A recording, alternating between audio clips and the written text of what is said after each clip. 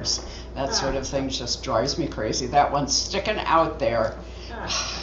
It is so good to see everyone this morning. And most of us got here dry. I wouldn't take bets on whether or not we'll go home the same way, but I see a proliferation of umbrellas, so we should be okay.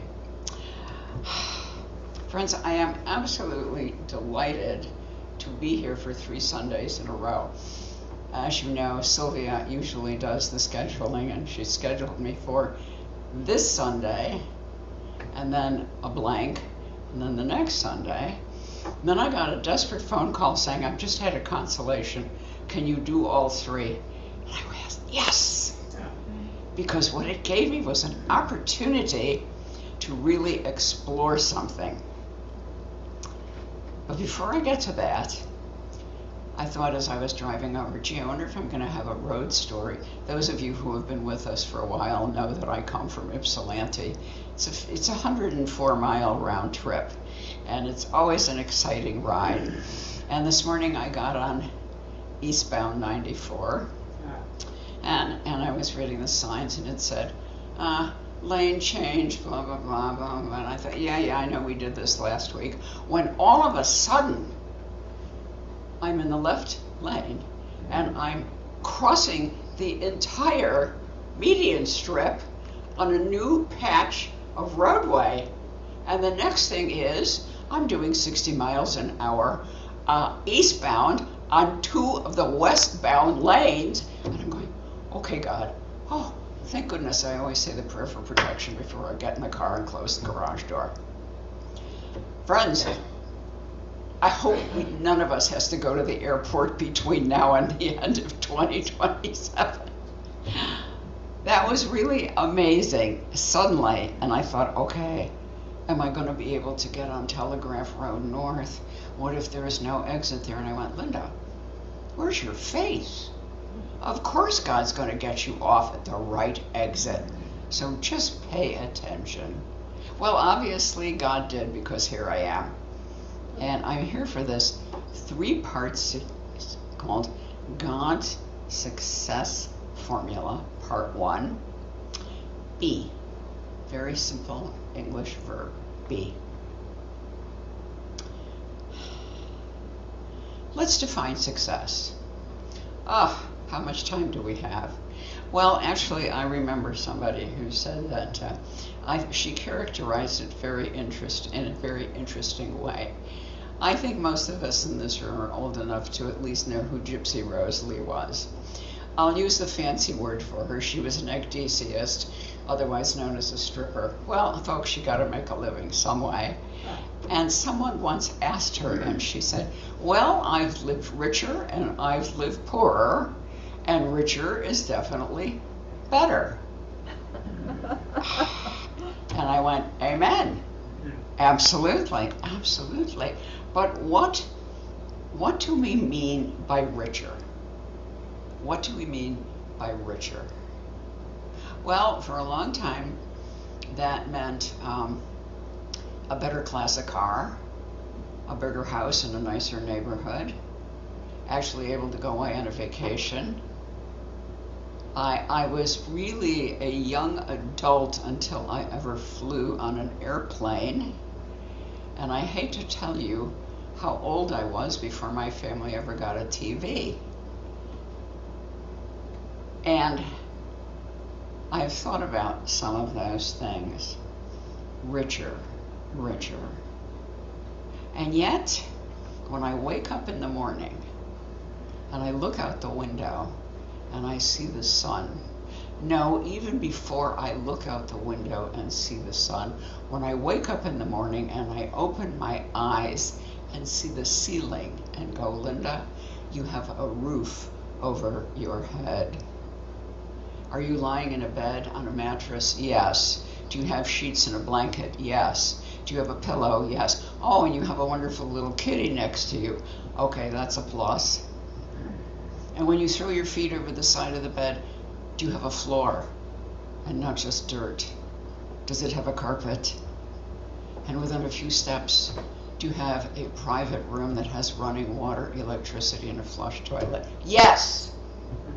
Folks, richer is in our perception. In our perception. Now, somebody who's going out on a hiking trip, they got their backpack on, they've been struggling, you know, they're wearing their boots, the whole 9 yards. They finally make it to the top, they pitch their tent. The wind picks up, the rain starts, they get in the tent, they can't build a fire.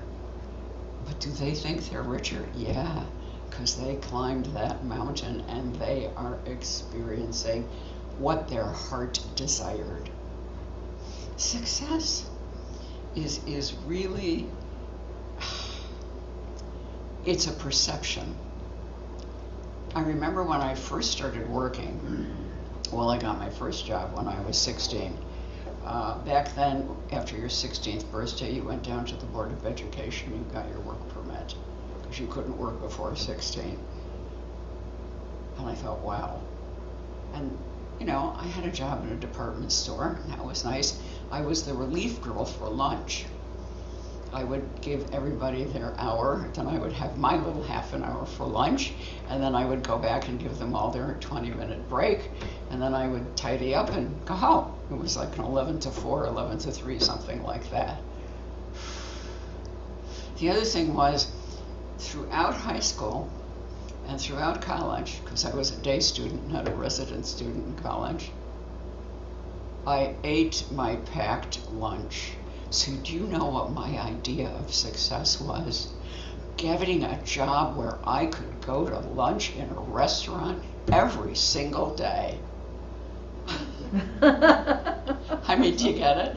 Do you know how many peanut butter and jelly sandwiches I ate? How many cold meatloaf sandwiches I ate? How many cold roast sandwiches? How many fried eggplant sandwiches I ate? My idea of success was I would have enough money to go to a restaurant on my lunch hour. Well, then that happened eventually. And it didn't last too long because it was A, it was expensive, B, I was gaining weight, and it really got old. I like to think instead it was Spirit speaking within me and saying, Linda, you need to revisit your picture of success. You need to revisit your picture of success. And that's what each and every one of us needs to do. I will confess that I'm not a big fan of what I would call popular music today, but I am aware of people who perform it and who live in, I don't know, 10 or 20,000 square foot houses and have 5 or 6 cars and stuff like that. And I'm thinking, okay, there's 4 of us in a row. I live in a condo complex. There's 4 of us. I'm the end unit. That means I got 3 outside walls, which means I got 3 sets of windows. Isn't that great? No, it isn't, because I get the road traffic even more than they do. And I'm on the corner. Isn't that wonderful? No, it isn't, because people turn the corner, and what do? They gun the motor to go down the road which has no houses on it. Friends, success is a definition created by us within ourselves. And the important thing for us to know, it's created on our identity. I have one more story about what success could be. When I finished college, I applied to the Peace Corps. And you had to submit, I think it was like 6 references who were not your family, obviously. And I was thinking, wow, okay, 1 or 2 teachers. I thought, I know, our family funeral director. No, seriously. I had a lot of aunts and uncles and cousins and friends, and I remember, from the time I was like 10 or 12, I had a black dress, and we were always going to a funeral, and it was always Mr. Kroll who was burying everybody. He had a very nice 2-story house on a corner. The really significant thing about Mr. Kroll was He drove a Cadillac car. A Cadillac car. Back then, a Cadillac car was the car. Of course he had a Cadillac car because the family was sitting in that car with him at the head of the funeral procession. You couldn't do that in a Ford or a Chevrolet, folks. It just wouldn't have looked right. But here's the funny part. So I submitted all those names, and one day I got this story from Walter. I never called him Walter. I always called him Mr. Kroll. He said, you know, he said, the guy from the government came to talk to me. I said, oh, really? He said, yeah, you know what happened? He walked in, he said, hi, I'm so-and-so, and he said, before I let him say anymore, he said, look, I know that I was a little late on the taxes, but they are paid. And the guy cracked up laughing. He said, Mr. Kroll, I'm not here about your taxes. I'm here to investigate Linda Dominik. So, success, riches, what have you, it's all in our ideation of ourselves. Ideation of ourselves. If we can be happy in a tent, or we can be happy sitting on a rock, or we can be happy looking at a bird flying across the sky, do we perceive it as success? Do we perceive it as success? And the important thing is that our success, as I said, this is God's success formula, and it has to do with the word be, which in English is our word that means I am, we are, they are, he is, she is. It's the quirk of English that we have a different word for every single pronoun, etc. It's based on our identity. And friends, there's only one identity, and that is our identity in God. And that is our identity in God. In Genesis 1:26, and God made humankind in God's image and likeness. Image and likeness. But the image is for us to determine by the infinite variety of faces, bodies, skin tones, hair forms, heights, widths, languages, movement, image and likeness. The likeness is spirit. The likeness is the foundation. Our identity is spirit. And that is the principle that we're going to work with. Our inheritance of all of the characteristics of God. Qualities. We know we have the 12 powers. Friends, on Christmas Eve, or as close to it as possible, we usually have the 12 power service. And we set up a candelabra with 12 candles, and we say the blessings and the prayers, and we come up and we light that candle. Well, we used to back in the day. It varies now. We've moved into different ways of doing it. I think the time I understood the greatest possible error was when I was a guest minister at another church, not in this state, someplace else. And that Christmas Eve, a young woman, obviously a single mom, holding a small child in her arms, came up, and with her candle, she touched every single one of the 12 candles. And then she took the little boy's hand, and I mean little, and touched every single one of the 12 candles. And I thought, oh dear God, she thinks the power is in the candle. She thinks the power is in the candle. The power is not in the candle, friends. We need visual symbols that remind us of the flame of energy which is within us.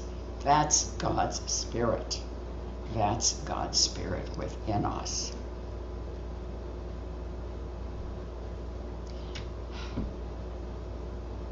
Jesus has spoken to us so many times We recently completed a series of classes on Wednesdays on Zoom, and I teach every Wednesday from 11 to 12:30. You're always welcome to just click on the Zoom. Whether you missed the first one or this is the third or the fourth, doesn't make any difference. You'll always be welcome. And it was our favorite sayings of Jesus. Favorite sayings of Jesus. And of course, one of them was, "He who has seen me has seen the Father." Why? Because the Father and I are one. And there's Jesus in human form, a human being who is saying, this power, this presence, this creative energy is within me. And he believed it so that he could also say, after he worked various miracles, maybe he worked minerals, I'm not sure. Could he turn, stone into gold? I don't know, it doesn't say. But he certainly could turn water into wine. He said, all this and more will you do in my nature. Now, I have to stop here for a moment because many years ago, at some point in my life, I was in a dating situation with a very nice man. We actually met in a Unity church. Good place to meet nice people in the Unity church, folks. And we talked about that statement. He said, I have been further on my bicycle down the towpath along the Potomac River than Jesus ever got from his home in Bethlehem. I said, well, thank you very much. But he made a point. He made an absolute point.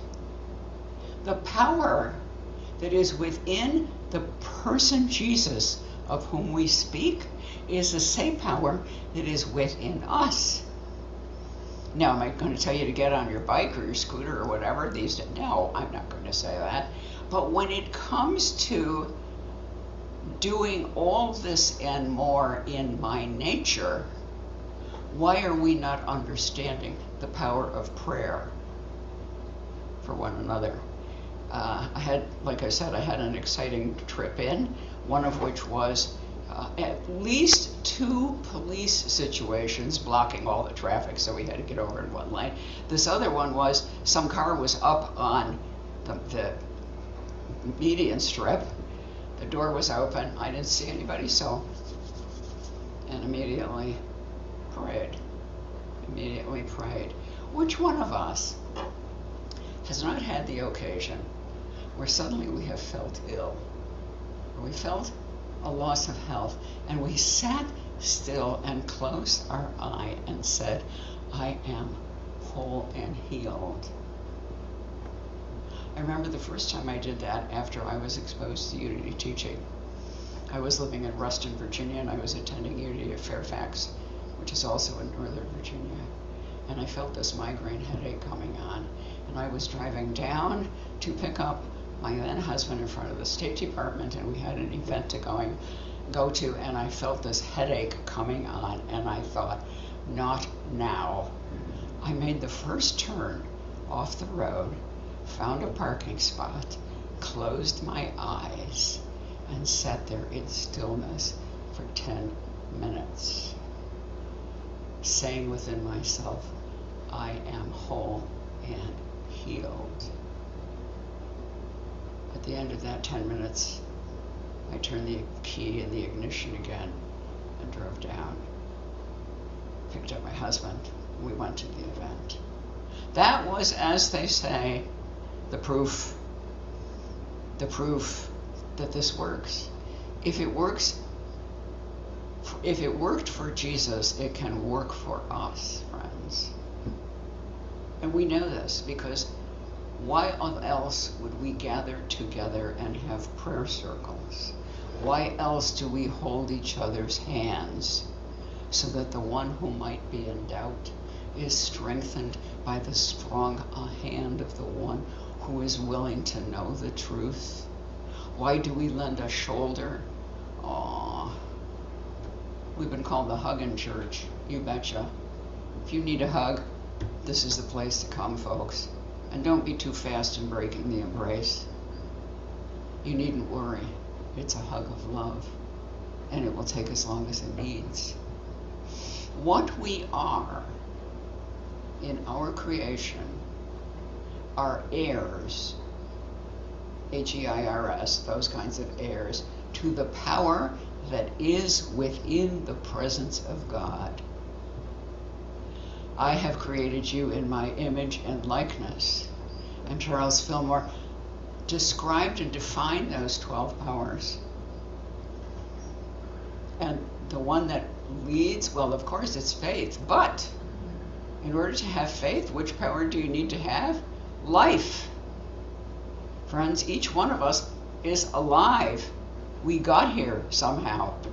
We got in a vehicle, we drove here, we stopped at lights, we made U-turns, left turns, we avoided accidents, we paid attention, we checked the rear view mirror, we did all the good things that we needed to do, all the while thinking, I arrive safely. I do. I get in the car on Sunday mornings, and it's a 54-mile trip one way. And if I'm lucky, I can do it in about an hour and 15 minutes. Sometimes I can do it, sometimes it takes a bit more. And the whole time I'm driving, there are two words that I keep saying. Thank you, thank you, thank you, thank you. I see green lights, I go, thank you. I see cars pulling out of my lane, I go, thank you. I see cars turning off, I go, thank you. Oh, no police cars, thank you. They don't call me Leadfoot Linda for nothing. All right, never mind now. Friends, this stuff works. That sounds like a cliche. It sounds like a cheap word, but it isn't. We are the heirs to the power of the Creator that created this universe. And what do we know about the universe now? We know that it is more immense than we ever imagined it. When poor Copernicus got in trouble when he said that the Earth was not the center of the solar system and it was the sun, and the Pope got excited about that and excommunicated him. Well, that's what we thought. We gotta end. No, now we know it is beyond our imagination. Even with all of our equipment today and our shots into space, we have yet undiscovered areas of God's creation. Wow. Think about that. Think about that. And then we draw that back into what I think of as our small but significant world. Because what attitude shall we bring, could we bring to our view? Wow, look at that person over there. What could I possibly know about them? Look at that person. Do you know what I saw the other day? No, yesterday. I was running errands and I stopped in a Panera and I picked out my U-Pick 2 and I'm sitting there and I'm next to the window and a car pulls up and a man gets out and he's got a t-shirt on that says, "Free hugs, anyone." And I'm like, unfortunately, he didn't come into the Panera. Because you know what? I'd have stood up and said, "Free hugs, anyone?" And then I thought, should I say, "Can I have one?" or "May I have one?" Should I be polite or should I be nervy? Well, God didn't give me the chance to exercise that particular decision because the person moved on. But I thought, there's a man who believes that the power and the presence of God is love. Free hugs, anyone. Free hugs, anyone. So this identity, and when Jesus said, "All this and more will you do in my name," well, I've already cited some things for you. But then we've got the 12 powers, as I said. So what's happening that we're not quite there? I'm reading a very interesting biography by a well-known novelist. She did a lot of mystery work. And I'm not going to identify her because she makes a very personal confession in the book. And if you want to know, you can ask me afterwards. When she was a young child, maybe 7 or 8, her father left her mother, and the children left the writer and her 2 brothers. And a teacher at school said, well, you know why your dad left, little girl? It's because you talk too much. Yeah, I restrained myself and did not throw the library book across the floor because I didn't want to have to pay for a new book. But I thought, how could you? How could you? Because that phrase, you talk too much, haunted her and limited her for years in everything that she did. And she has achieved success, folks. Nice house, nice car, excellent reputation, a series of novels that made the bestseller list every single time. And that's the problem. Why do we not understand who we are? Because we have a mistaken identity. I'm going to make a statement, and I know that some of you are going to be resistant to it. I was the first time I heard it, because it, taken at face value, could be hurtful. Some point in your life, or some points in your life, people have said things to you that inflicted pain into your life, that told you you were less than, that you weren't worthy, that you weren't good enough, that you didn't deserve.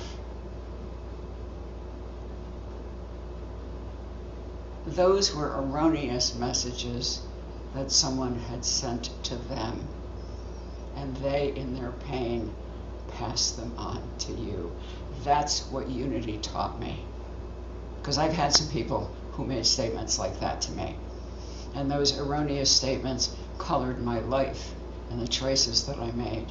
And when I understood that there was a missent message, I could engage in the power that unity teaches of forgiveness, to give up the pain and the error for the truth and the love, and be healed.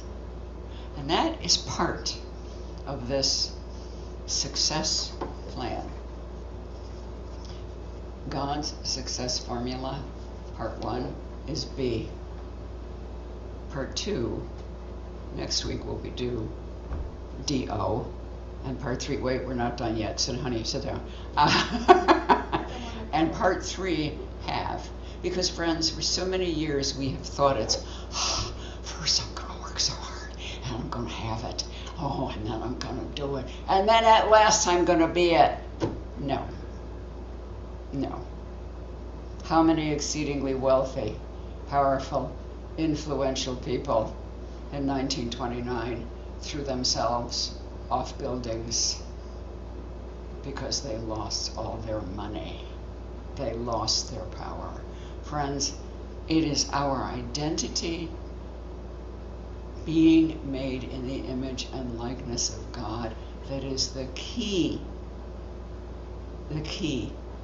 to God's success plan for us. How do we do this? How do we be? How do we let go of the fear that has been instilled in us by the times people spoke of a false identity? We use the unity principles, prayer and meditation. When we pray together, I can't wait.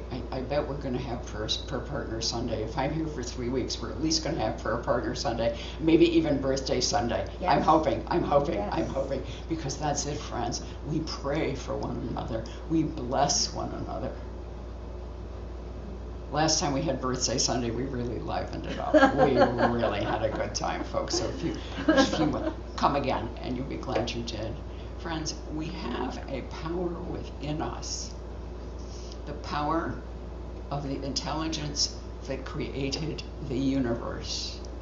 From the tiniest one-celled water-borne amoeba to the minds that created the plans to create a vehicle to take human beings into outer space. That's the span, folks.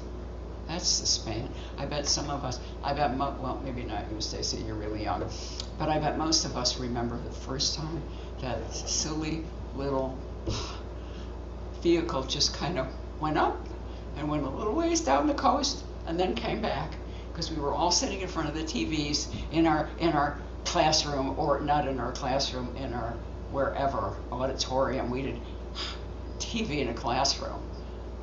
Folks, you're lucky if you had a TV in your living room. And we went, oh, we've flown in space. That is a metaphor for the potential which we have.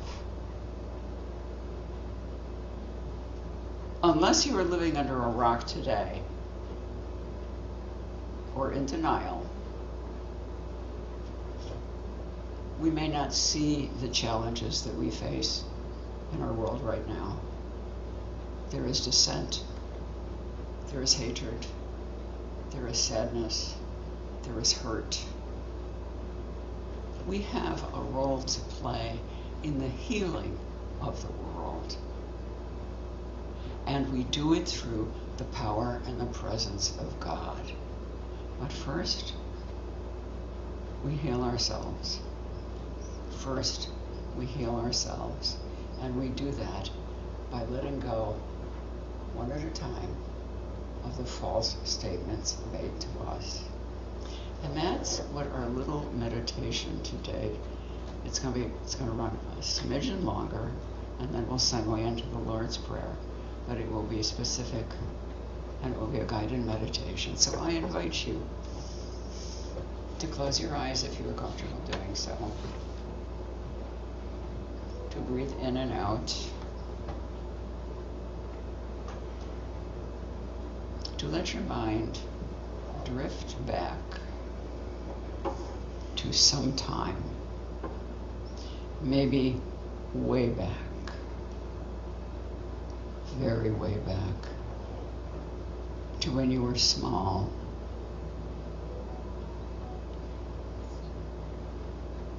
And you were working on hand-to-eye coordination. And you were sitting in your high chair. And there were peas, those little veggies in front of you.